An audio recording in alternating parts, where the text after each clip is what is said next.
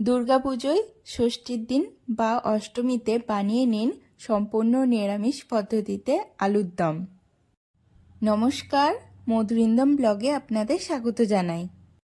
অনেকে ষষ্ঠী কিংবা অষ্টমীতে নিরামিষ খান, ওই উপলক্ষে বানিয়েছি আলুর দম। কড়াই গরম করে 3-4 চামচ মতো সর্ষের তেল দিয়ে দিলাম। তেল গরম হয়ে আসলে 1 স্পুন সাদা জিরে দিয়ে দিলাম। তেলে এক এক করে আলুগুলো দিয়ে দেব।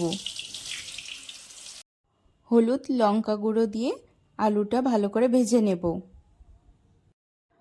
আলু ভাজা হতে থাক, চলুন ওইদিকে আলুর দমে মশলা করে নিই। 1 চামচ পোস্ত, 7-8টা কাজু বাদাম মিক্সিতে দিয়ে দিলাম।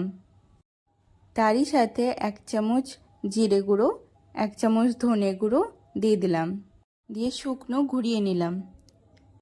তারই সাথে 7-8টা কাঁচা লঙ্কা, 1 ইঞ্চি আদা টুকরো, 2টো টমেটো দিয়ে দিলাম, দিয়ে স্মুথ পেস্ট করে নেব।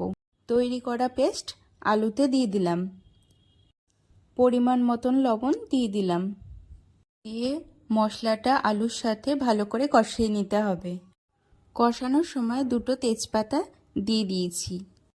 মশলা কষে এলে এবার 2 চামচ মতো টক দই দিয়ে দেব।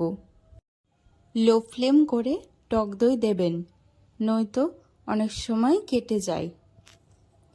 টক দই দেওয়ার সাথে সাথে নাড়তে থাকবেন, নয়তো কেটে যায়।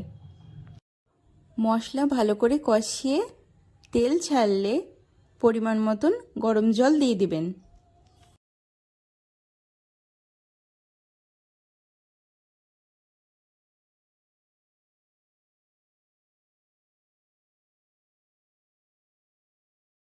আলু সিদ্ধ হয়ে এলে ঘি গরম মশলা দিয়ে একটু নেড়ে চেড়ে নেব।